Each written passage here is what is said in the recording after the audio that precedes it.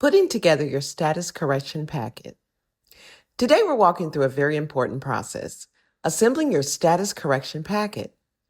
This is about reclaiming your lawful standing and making sure your rights are recognized in the public record. I'll guide you step by step like I would in class, so take your time, follow along, and don't worry.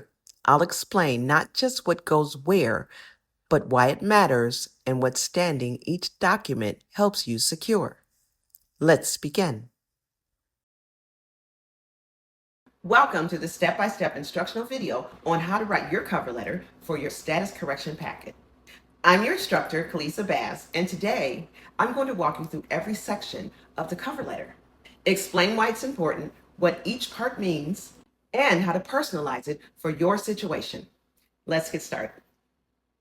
The first thing we start with is your contact information, placed at the top left of the letter. This identifies you as a living being making the submission.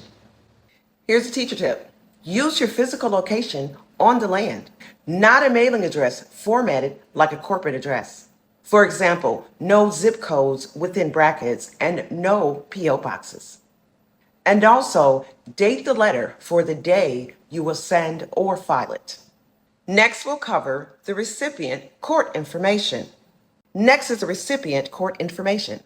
This is who you will be mailing your packet to, or who the packet is addressed to. This is essential for directing your package properly. Here, you must name the full court and location. Keep in mind that there are 4 district court locations which I will supply to you. One is in Washington, D.C. The other 3 are offshore, where most people don't know where they are, but one is in St. Thomas, one is in Guam, and the other is St. Marina Island. You will have that information to send your packets to. Here's a teacher tip.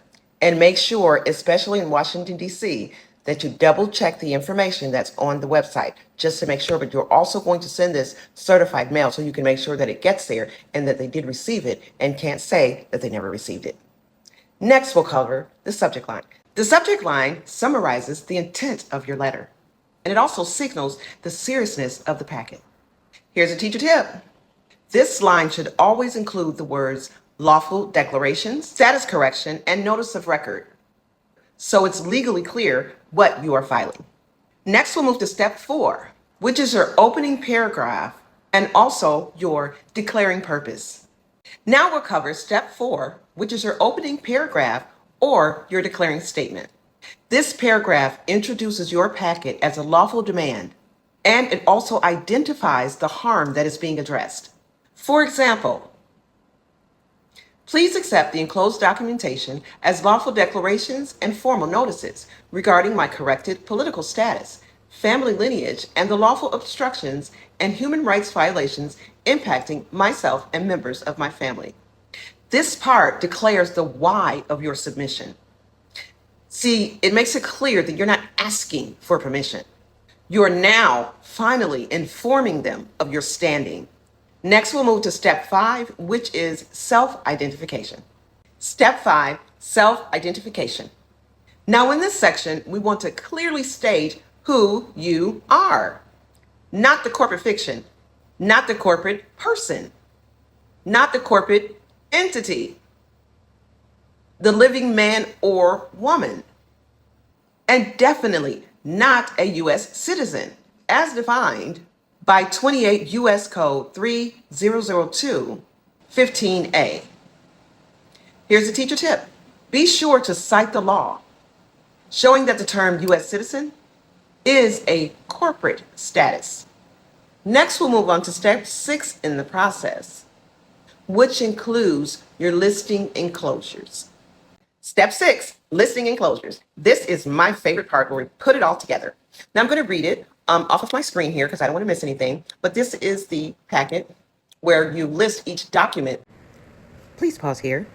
Click on the zip folder provided in your course packet. In this folder, you will find the documents needed for submitting your status correction. That is in your packet. This acts as a record and forces the court to acknowledge each piece. So in the packet, you're going to have your packet where the first document is going to be on the top and then the following ones are going to go up under. So you're going to have 8 altogether. And I'm going to read them to you in order that they need to be in your packet. Number one is declaration of political status. Number two is status correction declaration. Number three, UCC filing or affidavit of fact. Number four, notice of family status and genealogy. Number five, notice of family claim and child theft without consent. This is important if you have children. You need to make sure that you have this because your children were literally stolen from you. Literally stolen from you. Number six, notice of distress and obstruction. Number seven, notice of obstruction and demand for remedy. And number eight would be the extended declaration on judicial fraud and criminal retaliation. Teacher's tip, always include a list, even if you're only submitting a few documents. And be sure to label everything in your packet. Now we'll go over where to mail your status correction packet with clarity and confidence. Now we're going to walk through exactly where you're going to send your completed status correction packet once you've assembled it.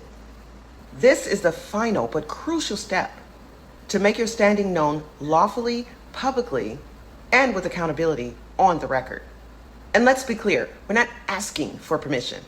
What you're doing is notifying and declaring.